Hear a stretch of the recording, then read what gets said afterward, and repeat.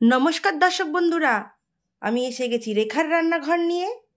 আজকে আমি রান্না করব ডাল মাখানি উইথ পনির।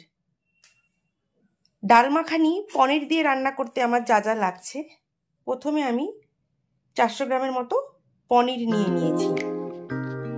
আর আমার যা যা লাগছে, আমি কালো তরকার ডালের সঙ্গে সাদা রাজমা ভিজিয়ে রেখেছিলাম, তাও 5-6 ঘন্টার মতো।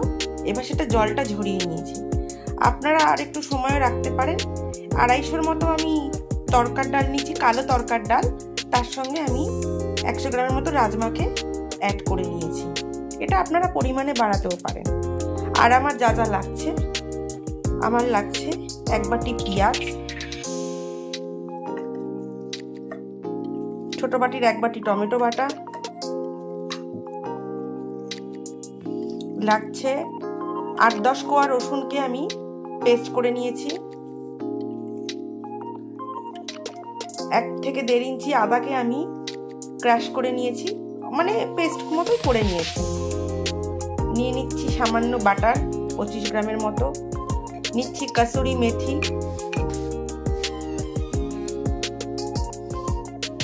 কটা কাঁচা লঙ্কাকে আমি চপ করে নিয়েছি, নুন আর চিনি লাগছে স্বাদ মতো, একটা মশলা নিয়েছি হলুদ, 2 চামচ ছোট 2 চামচ হলুদ গুঁড়ো, কাশ্মীরি লঙ্কার গুঁড়ো,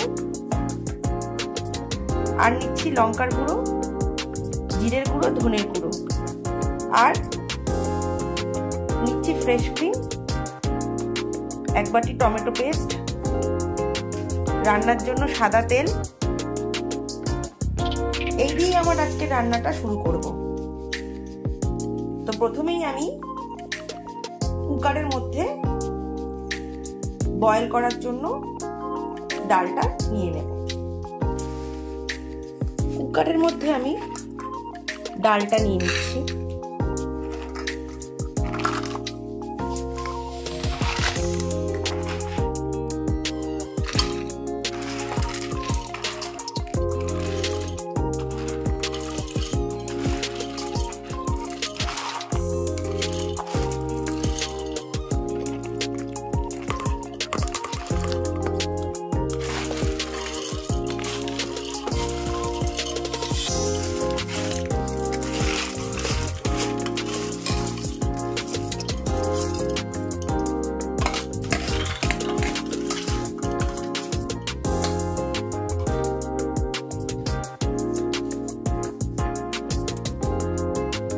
সঙ্গে আমি অ্যাড করছি সামান্য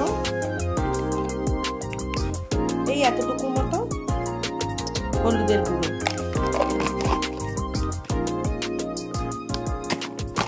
নিয়ে নিচ্ছি সামান্য জিরের গুঁড়ো। অল্প অল্প পরিমাণেই আমি দেব, কারণ আমাকে মশলা যেটা আছে সেটাও আমাকে এখানে দিতে হবে। তাই তরকার ডালটা যখন আমি বয়েল করব, কুক করব, তখন আমার সেদ্ধ করার সময় এই মশলাটা দিলে ডালের একটা আলাদাই টেস্ট বেরিয়ে আসে। আমি দিচ্ছি এবারে কাশ্মীরি লঙ্কার গুঁড়ো,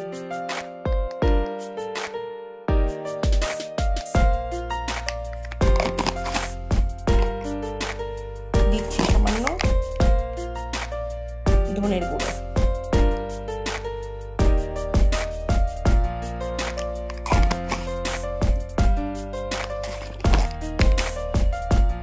দিয়ে নিচ্ছি সামান্য লঙ্কার গুঁড়ো। ব্যাস, অল্প অল্প পরিমাণে দিলেই হয়ে যাবে। এবারে আমি এতে অ্যাড করছি এতটার মতো নুন দিয়ে দিলাম। নুনটা এখানে অল্পই দেবো, আবার রান্নার সময় আমাকে নুন ব্যবহার করতে হবে। আর সামান্য ব্যালেন্সের জন্য দিয়ে নিচ্ছি হালকা করে চিনি। হয়ে গেল। আর আমি নিয়ে নিচ্ছি একটু সাদা তেল। ব্যাস, এইটুকুই যথেষ্ট। নিয়ে নেব জল, জলটা পরিমাণ মতো দেব।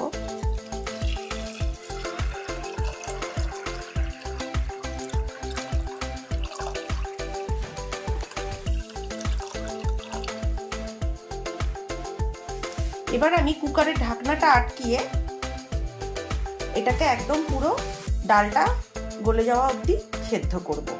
5-6টা সিটি দিলেই মোটামুটি ডালটা সেদ্ধ হয়ে যাবে, যেহেতু আমার ডালটা 6-7 ঘন্টার মতো ভেজানো ছিল। এবার আমি এটাকে সেদ্ধ করার জন্য কুকারের ঢাকনাটাকে বন্ধ করে নিচ্ছি, দিয়ে ডালটা আমি সেদ্ধ করব।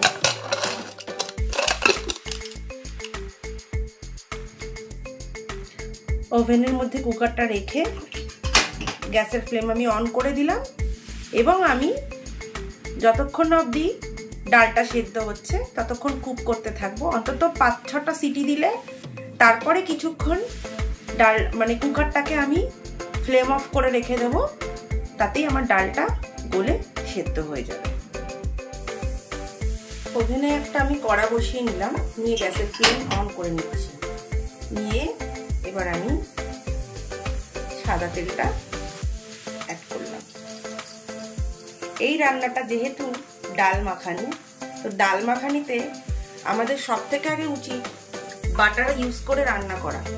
যেহেতু আমরা আজকাল স্বাস্থ্য সচেতন, তো এই রান্নায় আমি বাটারের ব্যবহার করব, কিন্তু যতটুকু বাটারের ব্যবহার করলে তার একটা সুন্দর গন্ধ ছাড়ে, ঠিক ততটুকুই আমি বাটার এখানে ইউজ করব। আপনারা চাইলে তেলের বদলে মাখন দিয়েও রান্নাটা করতে পারেন।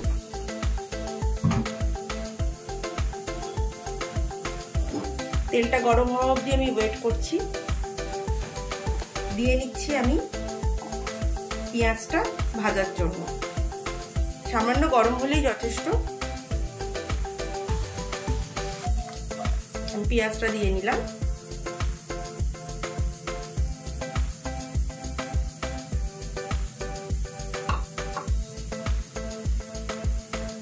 এবার ভালো করে আমি নাড়াচাড়া করি। যেহেতু সাদা তেল, তাই গরম হতে বেশি সময় নেবে না।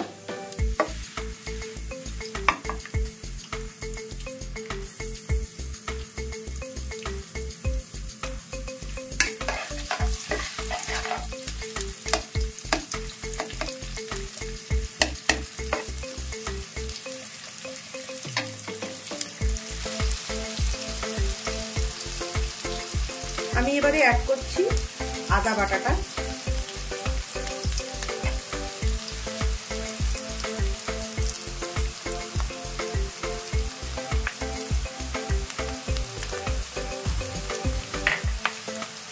দিয়ে নিচ্ছি রসুন বাটা।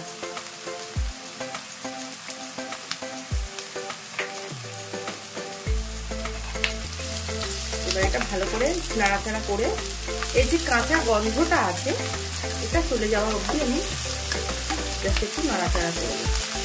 আঁচটা আমি একটু কমিয়ে নিলাম।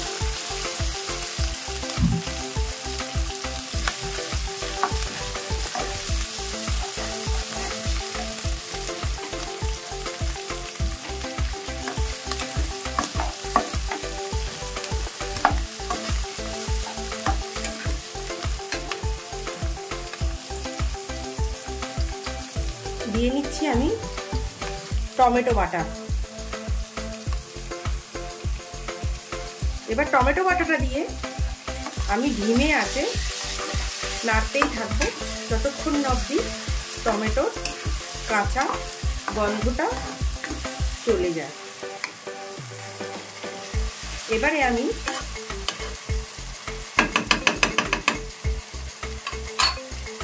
একদম ধিমে আঁচে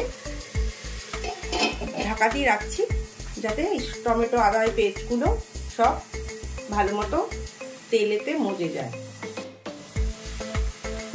আমি ঢাকনাটা খুলে নিচ্ছি আর হালকাভাবে একদম ধিমে আছে এটাকে ভালো করে নরম আঁচেতে আমি কুক করতে থাকছি। সঙ্গে আমার যে মশলাগুলো ছিল সেই মশলাগুলো আমি এবারে সব একবারে অ্যাড করে দিলাম। দিয়ে নিচ্ছি স্বাদ মতো নুন। যেহেতু আমি আগেই ডালেতে নুন দিয়ে রেখেছি তাই নুনটা একটু বুঝেই দেব, আপনারাও সেভাবেই দেবেন। দিয়ে নিচ্ছি চিনি, চিনিটাও স্বাদ মতোই যাবে।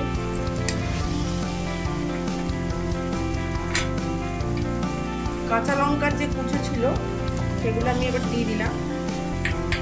দিয়ে এবারে একেবারেই ধিমে আছে নাড়তে থাকছি। আপনারাও এইভাবেই আঁচটা বাড়ালে পরে পেঁয়াজগুলো আর মশলাটা জ্বলে যাবে।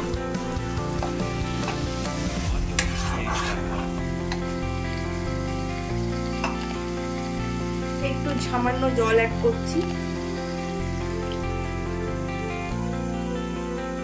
দিয়ে লেবু আছে আমি এভাবে মশলাটাকে কুক হতে দেব।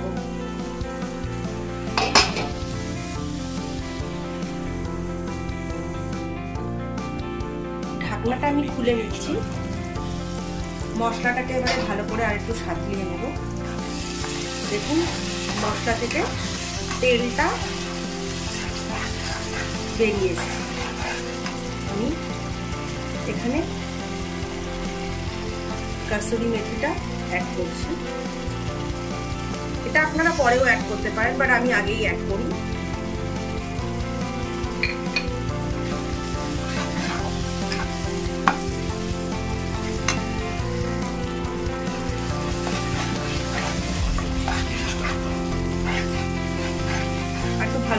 ভালো করে আমি নাড়াচাড়া করে নিচ্ছি। তো দর্শক বন্ধুরা, আমার এই রেখার রান্নাঘর চ্যানেলটিকে লাইক করুন, কমেন্ট করুন এবং আপনারা আপনাদের বন্ধু বান্ধব আত্মীয় পরিজন সকলের সঙ্গেই আমার এই রান্নাগুলোকে শেয়ার করুন। এবং যারা নতুন নতুন বন্ধু আছেন তারা আমার ভিডিওগুলোকে দেখুন, সাবস্ক্রাইব করুন, আমার সঙ্গে থাকুন। আমার রান্নাগুলো বাড়িতে রান্না করে খেয়ে দেখুন আপনাদের কেমন লাগছে। আপনাদের মতামতটা অবশ্যই কমেন্টে জানাতে ভুলবেন না। আপনাদের ভালোবাসায় আমি আরও নতুন নতুন রান্না করতে উৎসাহী হব এবং আপনাদের সঙ্গে আরও নতুন নতুন রান্নার রেসিপি এভাবেই নিয়ে আসতে পারব।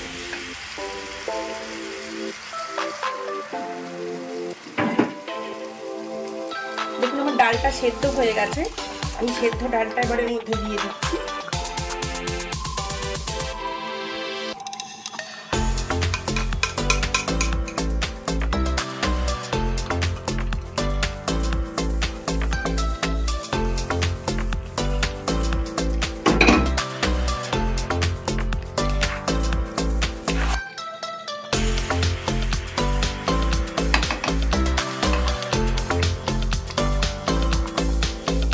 এবার আমি স্ম্যাশার দিয়ে ডালটাকে ভালো করে পরের মধ্যে ঘুরতে থাকি, দিয়ে কিছুক্ষণ এভাবে করতে থাকি। ডালটা গোটা গোটা আছে, সেদ্ধ হয়ে গেছে, এভাবে এটা স্ম্যাশার দিয়ে ঘুরতে থাকছি।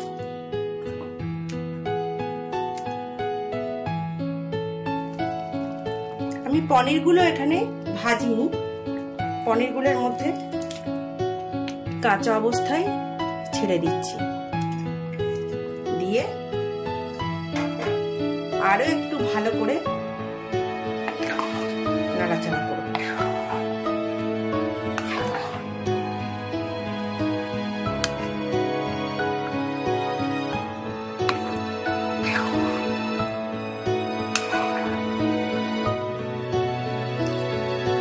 ঢাকা খুলে দেখছি। দেখুন এবার আঁচটা একটু বাড়াতে হবে। দারুণ সুন্দর গন্ধ বেরিয়েছে। এটা জিরা রাইস, নান, পরোটা, রুমাল রুটি দারুণ জমে যাবে এগুলোর সঙ্গে। খুবই একটা অথেন্টিক পাঞ্জাবি ডিশ। এটা এখন আমরা বাঙালিরাও খুব পছন্দ করি আর খুব হেলদি খাবার। চটজলদি রান্না, খুব একটা মশলাও লাগে না। আমি গ্যাসের ফ্লেমটা এবার অফ করে দিলাম আর 2 মিনিটের জন্য ঢাকা দিয়ে রাখছি। দর্শক বন্ধুরা, আমার পনিরের ডাল মাখানি রেডি পরিবেশনের জন্য। এভাবেই আপনারা বাড়িতে তৈরি করে খান রেস্টুরেন্ট স্টাইলে, ধাবা স্টাইলে পনিরের ডাল মাখানি। তো এইভাবে আমার সঙ্গে থাকার জন্য রেখার রান্নাঘরের তরফ থেকে আপনাদেরকে জানাই অশেষ ভালোবাসা ও ধন্যবাদ। Thank you.